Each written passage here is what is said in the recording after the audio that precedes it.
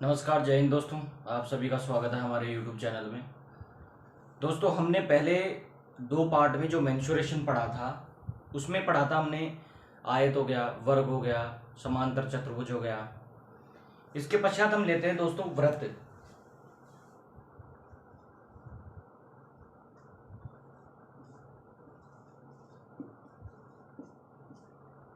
यानी सर्किल। देखो, हम वृत्त के बारे में समझ सकते हैं। तो देखो, जैसे मान लो एक सिक्का लिया हमने, तो सिक्का भी एक वृत्त के आकार का ही होता है।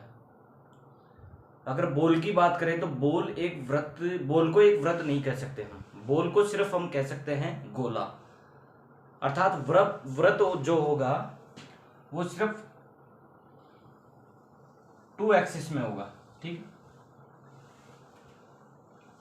एक वृत्त जो होता है वो टू एक्सिस में होता है, और उसमें देखो वृत्त की जो परिधि को परिधि से मिलाने वाली जो रेखा होती है वो हम कह सकते हैं कि वो जीवा होती है।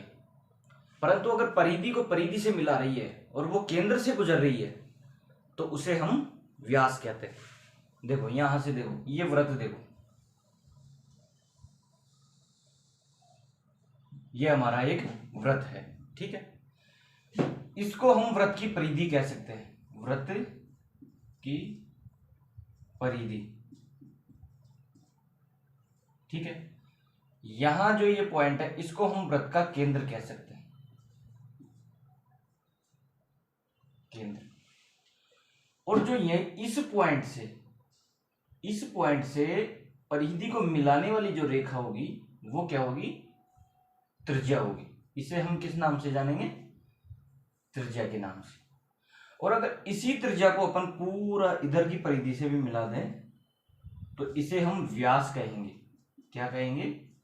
व्यास। ठीक है, तो देखो यहां से अगर हम देखें तो वृत्त की जो परिधि पर, वृत्त की परिधि पर अनंत स्पर्श रेखाएं खींची जा सकती हैं। यहां देखो कि वृत्त की परिधि पर अनंत स्पर्श रेखाएं खींची जा सकती है। ठीक है, यहां से अगर देखें तो हमेशा देखो जो व्यास होगा, यानी व्यास, व्यास का मतलब डायामीटर, और जो त्रिज्या होगी उसको हम कहेंगे रेडियस। ठीक है, रेडियस हो गई। ठीक है, अब देखो जो रेडियस होता है आर, यानी स्मॉल आर बराबर, जैसे इस रेडियस को अपन मान लेते स्मॉल आर बराबर जो डायामीटर होता है ना उसका आधा होता है हमेशा, डी बाई टू। या अपन ये भी कह सकते हैं कि जो डी होता है डायामीटर वो हमेशा टू आर होता है। ठीक है, जो त्रिज्या होता है उसका दुगना होता है ये डायामीटर। अब इसमें जो अपन यूज लेते हैं पाई, देखो अगर इसके जो परिमिति यानी इसकी परिधि की बात करें, वृत्त की परिधि, वृत्त की अगर परिधि की बात करें तो देखो क्या होती है, टू पाई आर। ठीक है, यहां टू रहेगा कांस्टेंट। ठीक है, और पाई का मान भी कांस्टेंट रहेगा। अर्थात यहां पाई बराबर अपन क्या लेंगे? 22/7। क्वेश्चन में नहीं दिया हुआ है तो, अगर क्वेश्चन में दिया हुआ है तो पाई बराबर अपन लेंगे 3.14। ठीक है, जब हमें क्वेश्चन में दिया हुआ है तो हम 3.14 लेंगे। अगर क्वेश्चन में कुछ नहीं जिक्र किया पाई के मान का तो हम इसमें क्या करेंगे? पाई का मान 22/7 लेंगे। ठीक है, ये वृत्त की परिधि हो गई।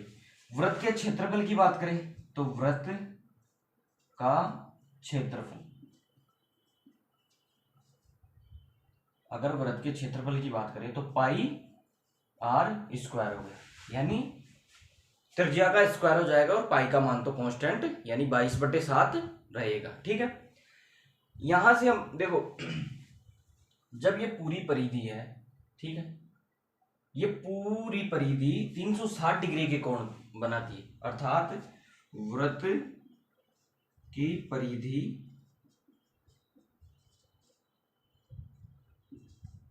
एक चक्कर में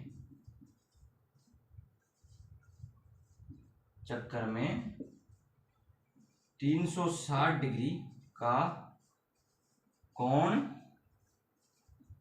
बनाती है, ठीक है। वृत्त की परिधि एक चक्कर में, जैसे अपन यहां से स्टार्ट करें और इधर घूम के अगर यहीं आ जाए तो ये 360 डिग्री का कोण बनाएगी, ठीक है। यहां से देखो आगे अपन देखते हैं। यहां हमने देख लिया कि वृत्त की परिधि अनंत स्पर्श रेखाएं खींची जा सकती हैं। व्यास को डायमीटर भी कहते हैं और त्रिज्या को रेडियस कहते हैं। d बराबर 2r, यानी जो व्यास होता है d डायमीटर, वो रेडियस का 2 गुना होता है, और वृत्त की परिधि क्या होगी 2πr। और यहां से अगर वृत्त का क्षेत्रफल देखें तो पाई आर स्क्वायर, ठीक है। और पाई का मान अगर दिया हुआ है क्वेश्चन में तो 3.14 लेंगे, अन्यथा अगर नहीं दिया हुआ है तो पाई बराबर 22/7 लेंगे, ठीक है। अब देखो आगे,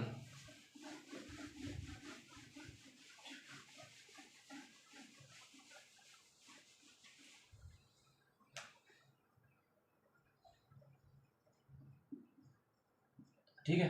फिर आगे देखते हैं। देखो जैसे मान लो अगर ये हमारे पास वृत्त है पूरा, ठीक है, ये वृत्त है और ये इसके केंद्र बिंदु हो गया, ठीक है। तो यहां से एक त्रिज्या यहां खींच दे और एक त्रिज्या यहां खींच दे, तो ये वृत्त का एक छोटा सा खंड बन गया। कैसा? देखो ऐसा,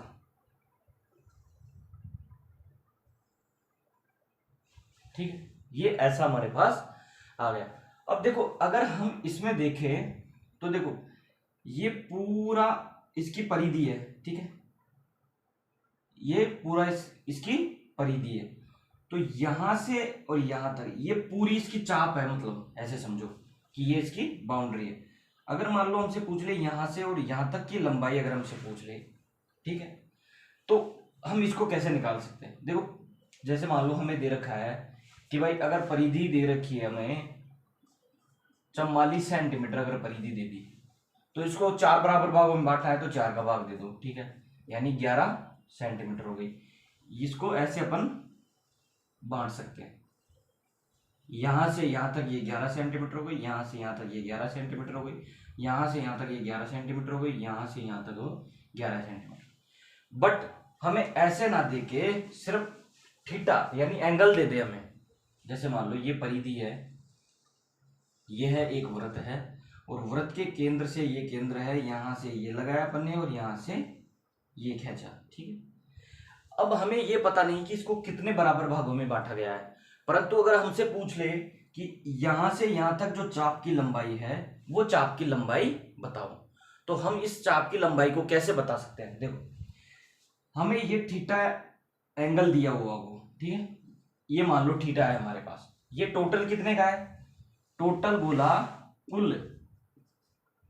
कुल कोण कितना है? 360 डिग्री का, ठीक है। ये हमें दे रखा है, मान लो थीटा दे दिया हमें, और ये पूरी परिधि कितने की आती है? 2πr।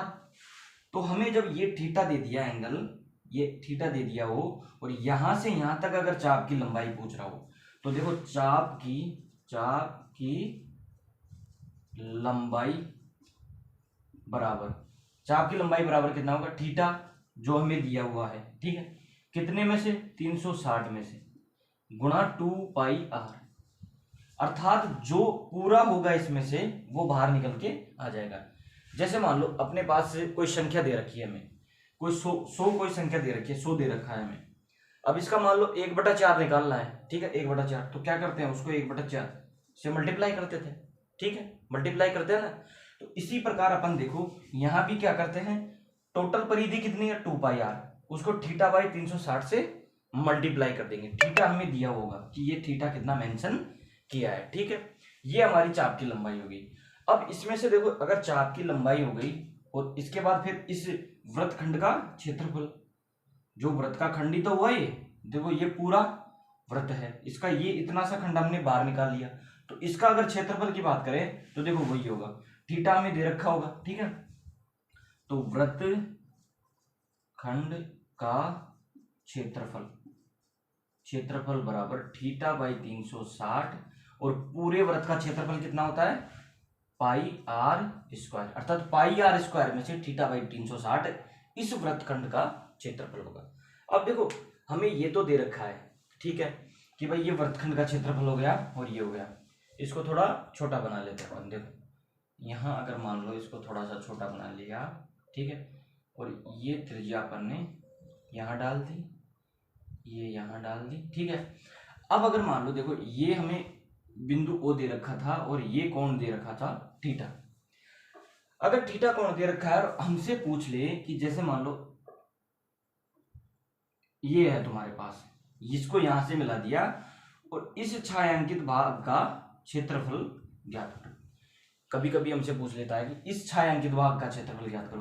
तो छायांकित भाग का क्षेत्रफल ज्ञात करने के लिए देखो क्या करते हैं अपन, यहां से जो ये भुजा है ये भी समान है, ये भुजा है ये भी समान है, ठीक है, और ये भुजा होगी, अर्थात यहां से जो खींचने पर जो तीनों भुजाएं हमें मिलेंगी वो तीनों भुजाएं क्या मिलती हैं, समान मिलती हैं। तो देखो इसके लिए अपन क्या करते हैं, पहले हम पूरे वृत्तखंड का क्षेत्रफल लेते हैं। देखो वृत्तखंड का क्षेत्रफल कितना है, थीटा बटे 360 multiply pi R square minus इसका क्षेत्रफल निकाल देंगे अपन, किसका, ये हमारे पास कौन सा हो गया, ये हो गया समबाहु त्रिभुज, समबाहु त्रिभुज, ठीक है। अगर ये हमारे पास समबाहु त्रिभुज हो गया तो समबाहु त्रिभुज का क्षेत्रफल कितना होता है, √3/4 गुना भुजा स्क्वायर। अब भुजा कौन सी लेनी है, भुजा ये लेनी है। देखो ये त्रिज्या वाली जो भुजा है, त्रिज्या हमें दे रखी है। मान लो मैं एक एग्जांपल लेता हूं, अगर ये कोण हमें 60 डिग्री दे रखा है, जैसे मान लो एग्जांपल लेते हैं अपन, थीटा बराबर 60 डिग्री एंड आर बराबर 7 सेंटीमीटर, ठीक है। तो इसका क्षेत्रफल, सभी का क्षेत्रफल निकाल के देख लेते हैं एक बार। तो अपन जो वृत्तखंड है ये चाप की लंबाई भी निकाल के देख लेते हैं। देखो थीटा कितना दे रखा है, थीटा 60 डिग्री, तो चाप की लंबाई चाप, ठीक है, कितना 60/360 गुणा 2 गुणा 22/7 गुणा 7, 7 से 7 कैंसिल हो गया जी, 6 से 6 और 6 6 36, बाई दूना 44, यानी 44/6 इसकी क्या होगी, चाप की लंबाई। अगर क्षेत्रफल की बात करें तो एरिया की अगर बात करें, वृत्तखंड के क्षेत्रफल की बात करें तो 60/360 गुणा 22/7 गुणा 7 गुणा 7, 7 से 7 कैंसिल, 0 से 0 और 6 से 6 बार 154, यानी 154/6 इसकी क्या होगी, ये क्षेत्रफल हो गया, ठीक है। इसी प्रकार देखो अब इस पूरे क्षेत्रफल में से अगर इसका क्षेत्रफल घटा दें तो ये छायांकित भाग का क्षेत्रफल हो जाएगा, ठीक है। इसी प्रकार अपन ने क्या समझा, आज हमने जो वृत्त था, वृत्त को ठीक से समझा, ठीक है। देखो चाप की लंबाई हो गई, वृत्तखंड का क्षेत्रफल हो गया, और यहां से अगर मान लो इस छायांकित भाग का क्षेत्रफल निकालना हो तो वो भी हमारे पास आ गया, ठीक है दोस्तों। नेक्स्ट देखो हमारे पास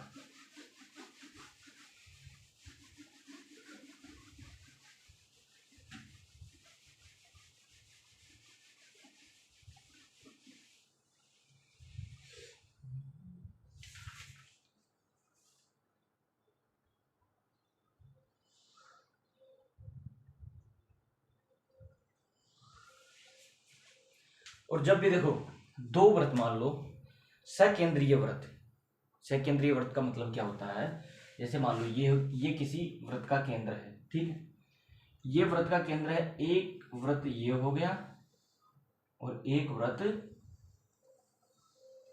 ये हो गया, ठीक है, यहां इसका ये केंद्र हो गया। इसकी त्रिज्या कितनी है, ये r1। अगर इसकी बात करें तो इसकी त्रिज्या कितनी है, ये r2। अब हमसे देखो जैसे मान लो ये दोनों वृत्त दे रखे हैं और हमसे देखो ये छायांकित भाग का क्षेत्रफल पूछ ले, ठीक है। तो देखो कैसे निकालेंगे अपन, पहले अपन बड़े वाले का क्षेत्रफल निकालेंगे, क्या है, यानी छायांकित भाग, छायांकित भाग का क्षेत्रफल बराबर देखो कितना है, पाई आर स्क्वायर। अब आर कौन सी लेनी है, 2, r2 minus pi R square 1, ठीक है।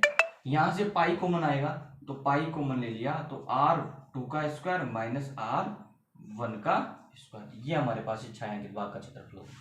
अब देखो हमारे पास क्या आता है, एक तो अंतःवृत्त होता है और एक होता है परिवृत्त, ठीक है। एक हो गया अंतःवृत्त और एक हो गया परिवृत्त। देखो अंतःवृत्त तो क्या होता है, कोई भी समबाहु त्रिभुज है, मान लो ये है समबाहु त्रिभुज है, ठीक है, और समबाहु त्रिभुज के अंदर अगर मान लो कोई वृत्त है तो ये हो गया अंतर्वृत्त और इसकी त्रिज्या कितनी होगी r। अगर मान लो इसकी त्रिज्या निकालनी हो, अंतर्वृत्त की अगर त्रिज्या निकालनी हो तो देखो उसके लिए फॉर्मूला क्या है कि r1 बराबर कितना होता है, अगर इसकी त्रिज्या निकालनी हो तो ये देखो r1 बराबर भुजा बटे 2√3। और अगर मान लो परिवृत्त हो, जैसे मान लो ये वृत्त ये हमें दे रखा है और इसके परिवृत्त हो तो इसकी अगर त्रिज्या निकालनी हो, यानी ये त्रिज्या निकालनी हो r2, तो देखो r2 क्या होगी, r2 बराबर भुजा बटे √3, ठीक है। ये क्या हो गया r1 भुजा बटे 2√3 और ये हो गया r2 बराबर भुजा बटे √3। अर्थात हमें इससे ये पता चलता है कि अंतःवृत्त और परिवृत्त की त्रिज्याओं का जो अनुपात होता है, अंतःवृत्त और परिवृत्त की त्रिज्याओं का अनुपात होता है। देखो यहां से अगर मान लो अपन r1 बटे r2 निकालें तो देखो भुजा से भुजा कैंसिल हो जाएगा, ठीक है, यहां से ये कैंसिल हो जाएगा तो ये होगा 2:1, अर्थात भुजाओं का जो अनुपात त्रिज्याओं का अनुपात होता है वो क्या होता है 2:1, ठीक है दोस्तों। नेक्स्ट अपन चलते हैं यहां से, देखो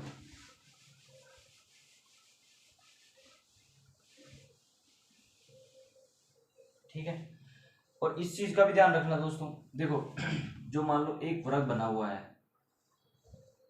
एक ऐसा वृत्त है, यहां से इसका विकर्ण खींच दिया अपन ने और फिर अगर यही लंबाई, ये सेम लंबाई का अगर एक वृत्त और बनाया जाए तो देखो ये क्या होता है भुजा √2, ठीक है। ये कितना होता है x इंटू 2, x का मतलब क्या हो गया, x बराबर क्या हो गया भुजा। तो इसका क्षेत्रफल अगर निकालें तो ये अनुपात क्या होता है इनका, तो इनका अनुपात होता है 1:2, इनके भुजाओं का अनुपात हो गया। क्षेत्रफल के अनुपात की बात करें तो 1:4 हो जाएगा, ठीक है दोस्तों, ठीक। नेक्स्ट, ठीक है दोस्तों, सेशन अच्छा लगा हो तो लाइक और सब्सक्राइब जरूर करें। जय हिंद दोस्तों, जय भारत।